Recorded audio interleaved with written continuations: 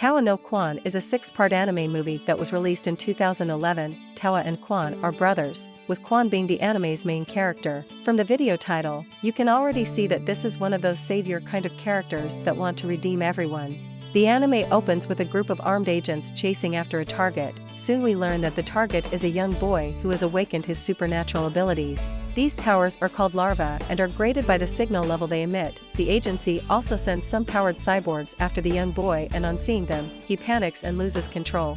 As the young boy loses control, he undergoes some kind of transformation and he begins to unconsciously attack his assailants. However, he is soon backed into a corner. Our main character arrives on the scene in his own transformed state, where he looks like a war robot. In this form, he is called Insania, and he saves the day. He battles the cyborgs, especially the one known as Epsilon, forcing the cyborgs and agent to retreat. The next scene is in the Fantasian Garden, a safe haven for people who have awakened their powers. To be honest, this anime is giving me some X-Men vibes. At the Fantasian Garden, Quon talks with other members such as Ryu, T, Takao, Yuri and Mio. Later on he meets a woman who cannot speak, known as Kiri, and he can sense that her powers are already awakening. At the agency, the boss, Kamishiro, berates his cyborgs for losing their target, and soon there is an alert of another powered person spotted. The person turns out to be Kiri, but before Quon or the agency can get to her, the power goes off. Kiri uses the card given to her by Quon to get into the Fantasian Garden. She gets acquainted with everyone, while the boy that Quon saved at the beginning has now started training to control his powers. After having fun at the Fantasian Garden, Kiri gets home to meet her grandmother in bad shape, rushing her to the hospital. While watching over her grandma, her powers activate and she is finally able to talk as she sings a tune and her grandma becomes healed. Yuma, the boy saved by Quon at the beginning of the series, goes berserk and runs out into the streets. The agency picks up the signal of both Yuma and Kiri, sending agents to apprehend them. The leaders at the Fantasium discuss their problems, with Takao telling Quon to choose one that he will save. Quon responds that he will save both. This guy is really pissing me off with his savior complex. Yuri possesses super speed, and she uses her ability to save Kiri from her pursuers, while Quon rushes to save Yuma again. He finds Yuma and struggles to hold the young boy down while his unstable powers run wild, severely injuring Quon in the process. Yuri explains to Kiri that they are known as attractors, people that can change their feelings into powers. As an injured Quon battles the cyborgs, Ryu, who is at the Fantasian Garden, succeeds in hacking the building where the fight is taking place, alerting the police and forcing the agency to retreat once more. T has a dream about someone being murdered in front of a wall with flower drawings.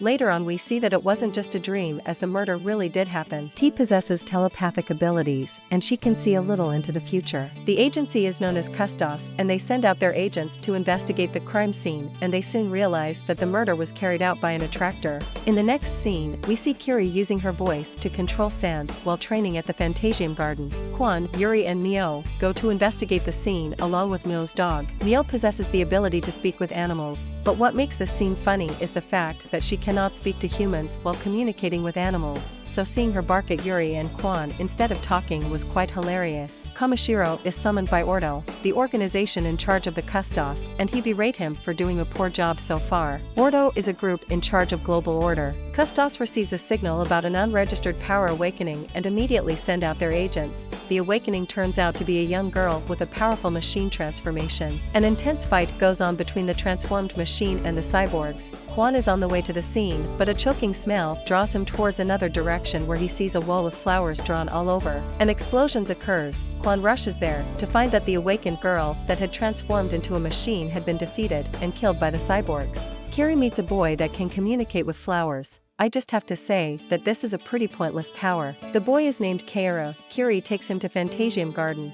but he runs away when the other kids mock him for his weird abilities. When Takao and Mio go to meet Kaoru in his house, Takao is captured by the boy. They soon realize that all the murders have been caused by the flowers in Kaoru's possession and that Kaoru has planted one of the flowers in the Fantasian Garden. Yuri and the others begin to search for the harmful flower, while Quon goes into the house to talk to Kaoru. Kiri finds the flower, but it begins to have an effect on her, causing her powers to go wild. However, she is saved by Yuri. An epic three-way fight between Kaoru, Quon and the cyborgs begin. Kaoru undergoes several transformations in this fight, but all efforts of Quon to save him fails as he is killed by the cyborgs, who then retreat to Custodes. The part 3 of the movie begins with Epsilon having a dream about his past. Later on we see the attractors, including Quon, T and Yuri, go off to save a boy. Yuri is injured by Epsilon. T screams at him, causing the cyborg to deactivate. It is later revealed that T's powers went out of control and created a connection between her and Epsilon. At the Fantasian Garden, T is being treated as she is on the bed, unconscious. She is refused to wake up. The same thing is happening to Epsilon at Custodes headquarters, where he is unconscious too. Kamishiro tells the doctor to format Epsilon, but while that is going on,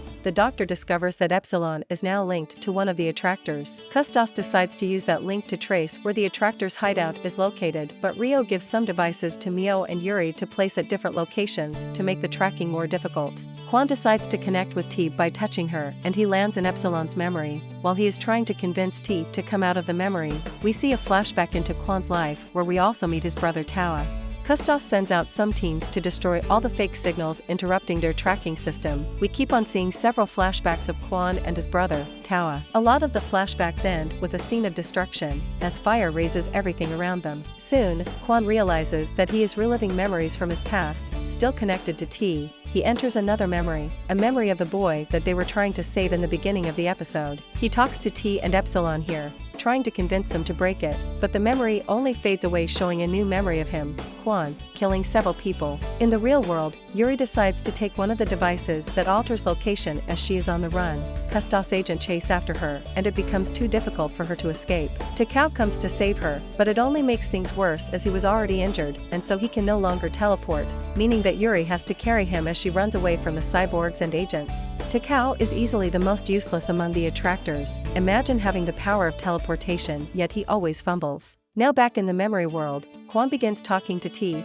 Epsilon, and the boy he was trying to save. He gives one of those talk no jutsu or Nakama power anime speeches. Then everywhere begins to burn, and Epsilon and T wake up from their slumber in the real world. The Custodes agents finally catch up to Yuri and the injured Takao, but before they can apprehend or kill them, the guy obsessed with saving people arrives. Quon takes a beating and is injured, but in usual anime fashion, he holds his own, and soon an explosion occurs, forcing Custodes operative to withdraw before the police and firefighters arrive. Kamishiro is pissed and feels that there is a sabotage in his organization. Kamishiro wants to format Epsilon as he has grown quite unstable, but the doctor feels that this is a great opportunity for them to get data on emotional problems. The kids at the Fantasian Garden are fighting over Quon. Some of them saw the memory where Quon killed people, which is now making them scared.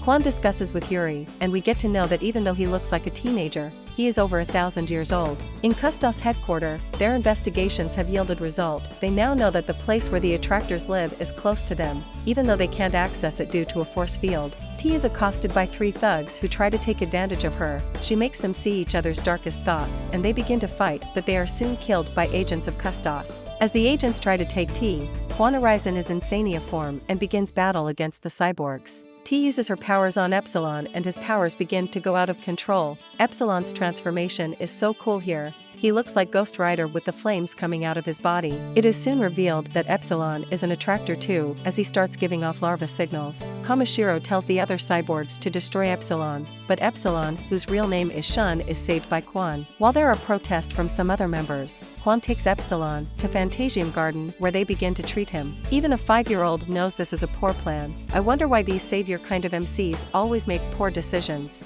In the next scene, Kiri sings for Epsilon, healing his wounds. We see Epsilon's body, bandaged everywhere, and he looks like a punk-styled version of Move from Naruto. Quon has a discussion with Epsilon, telling him that people with powers are humans, not monsters. T and Epsilon are walking under a full moon when he is attacked by one of the kids who have refused to accept him as their comrade. T diffuses the situation. Epsilon thinks about his life and decides to run away, not feeling he deserves to live in the Fantasian Garden. Ryu and the other attractors feel that he cannot be tracked back to them because they altered his systems. However, Kamishiro already had a plan and put a backdoor access on Epsilon's system. Custodes takes back control of Epsilon, accesses his data, and sees that the attractors live in Fantasian Garden. Kamishiro sends out his whole team to the location. They force Epsilon to attack the facility, and soon the battle begins. As Quon fights a controlled Epsilon, the cyborgs arrive, easily beating the other attractors and overpowering Quon. Quon is shot severally and even gets his hand cut off.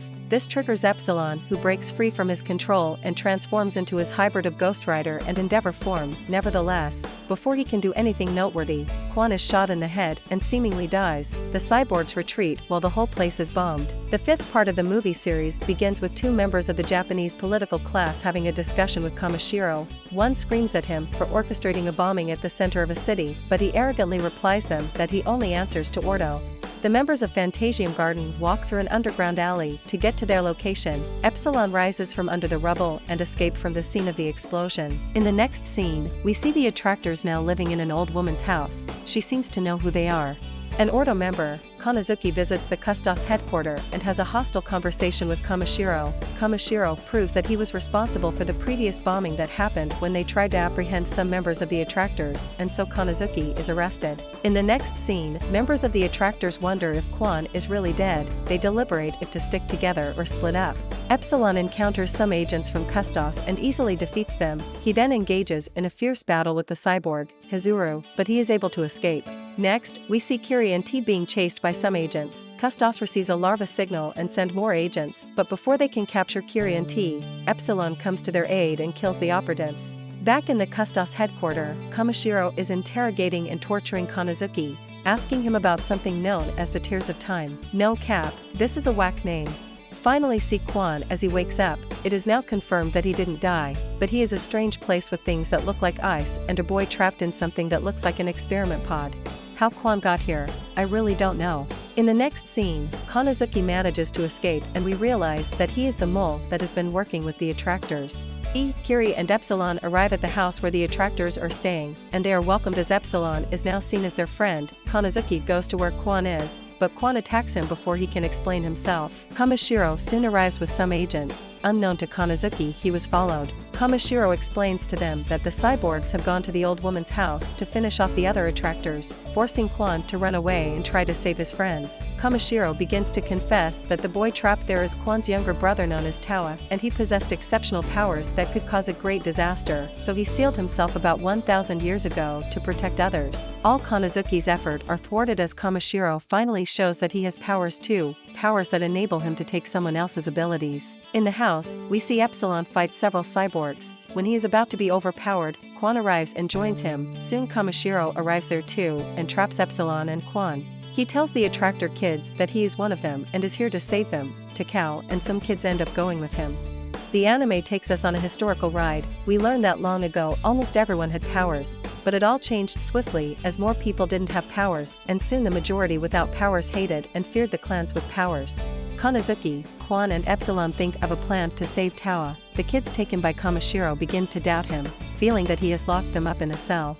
Ryo hacks the Custodes headquarters, opening the door for Epsilon, Quon, Yuri and Yuma to enter, but it is a trap and Kamishiro and his cyborgs are waiting for them. Epsilon gets a new transformation form and he fights the cyborg Hizuru. T is being experimented on to use her powers to awaken Towa. I must say that her powers are becoming too chaotic for my understanding. Quon finally meets Kamishiro and they begin to fight. Kamishiro beats him badly, but then the Custodes headquarters systems are taken over by Ordo, and it begins to self-destruct as the building collapses and floods over. Takao and the kids are able to save T. More parts of the building begin to collapse and the workers start to run for safety. Kamishiro toys with Quon some more and begins to suck out Towa's powers. A series of explosions rock the building, blocking the only exit for the workers and the other members of Fantasian Garden. While they are seeking for a solution, Epsilon arrives and sacrifices himself as he incinerates himself and the obstacles, creating a path for them to pass through. In the next scene, Kamishiro sucks out more power from Towa. A brutally injured Quon is no match for him. Kamishiro decides to test his new powers. He uses it in a wide range, and it turns some of the Custodes agents into monsters as they begin to fight themselves.